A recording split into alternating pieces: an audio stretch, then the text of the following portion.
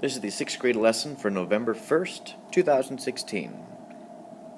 So for bell work, we did a caught you, and the plan of the day is to try to get you to understand the basics of text structures and how an author organizes his or her text. So let's start off with the caught you. Felicia, that must be the art teacher, Isabel ingenuous, dared to whisper to her friend, Felicia Fay. Dean Dredd and the two teachers glared at the two girls that quailed under their gaze. Alright.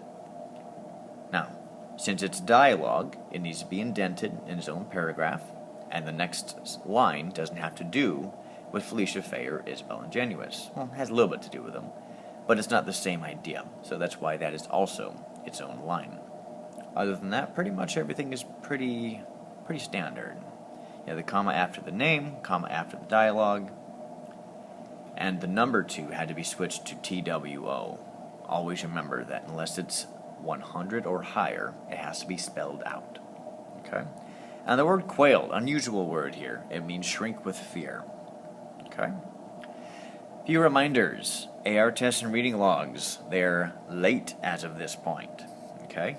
Your new reading log is due a week from Friday, so you have 2 weeks to get it done. Your spelling test is this Friday. You have the first 15 words. Make sure you're studying every day. You'll have a discussion due on Monday, and you have to read chapters 17 to 19 of the Westing game on Monday as well. So you have a little bit of work ahead. Alright, so today I'm going to go over text structures a little bit.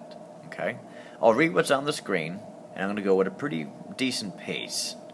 So if you need, which you will need to take notes during this section. So you will need to pause from time to time, or perhaps watch the video a couple times. But make sure that you are following along. Okay? So text structures. They're called patterns of organization. Again, feel free to pause the screen at any time if you need to take a moment. So text structures. It is how text is organized. Okay? Most stories are going to be chronological, which means they go in a specific order. Okay? Nonfiction has lots of different text structures. Only 5 of them we're going to go over today. Okay? Each paragraph may be different, and you're going to be looking for keywords. Let's begin. First one is chronological. Okay, chronological means in order of time. That's how it's organized. It's organized by time, because chrono means time. Okay, so stories are told chronologically. Logic means it makes sense. Time kind of goes along with that. Okay, so let's have a couple examples. So let's say Bill moved away, Bill met a girl, and Bill fell in love. Okay, that's chronological order. Can you shift them around? Sometimes. But for the most part, that's the order of the story. You might also recognize that this is similar to a timeline. Okay? So Bill was born in 1882, Bill married in 1906, and Bill died in 1948. Similar mentality. Okay? That's chronological order. Next one. Sequence, which is order of importance. Okay? The steps are described in the order that they occur. So, step by step. Right? You put on your shoe, you make 2 loops, tie the loops together, and then you tighten the laces. Step by step.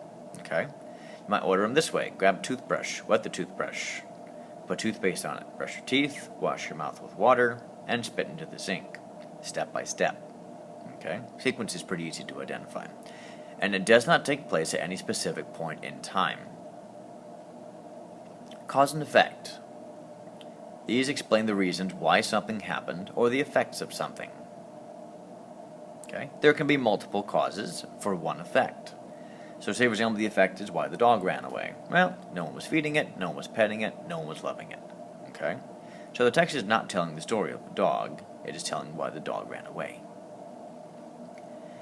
Likewise, you can have one cause with multiple effects. Okay? So there were lots of karate movies in the 60s. Many karate schools opened as an effect. Another effect, nunchuck sales increased by 400%. Another effect, hospital cases went up afterward because people don't know how to use the nunchucks. Next one, problem and solution. The author states a problem and solution, or solutions, similar to cause and effect. Okay? So, a problem, missing books. An attempted solution would be putting them in the closet. An actual solution would be getting a locker. You can organize them just literally like this as well. Okay? Problem, eagles were endangered. Solution, make laws to protect them. Problem solved. Okay? Basically, it's cause and effect with an opinion and an answer. That's the difference. Cause and effect is this happened and this happened as a result. problem and solution is there's a problem and it is solved. Has an answer. Okay? And last one is compare and contrast. I'll blitz through this one because most of the time you actually know what this is. You go through this every year. Compare means find similarities. Contrast means find differences. It shows what's in common and what's different. Okay, so let's take apples and oranges. They are alike because they're fruits, they have seeds, and they are healthy to eat. They're different by different colors, tastes, and grown in different locations.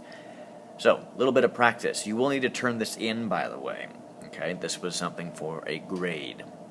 So, either put this on a sheet of paper and turn it in, put on a post note, turn it in, email it to me, and in some way, shape, or form, make sure I get a copy of this. Okay? So, there's 8 different examples. You're going to tell me what form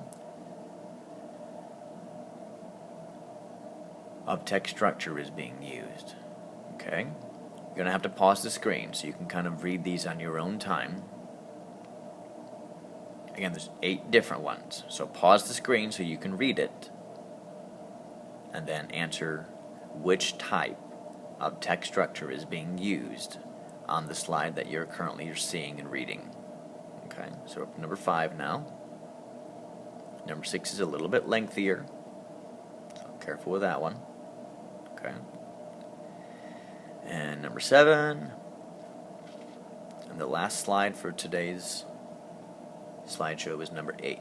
Okay. Again, make a list of those and make sure I get a copy of that list, however you want to do that, because that's going to be the grade and the classwork for today. Okay.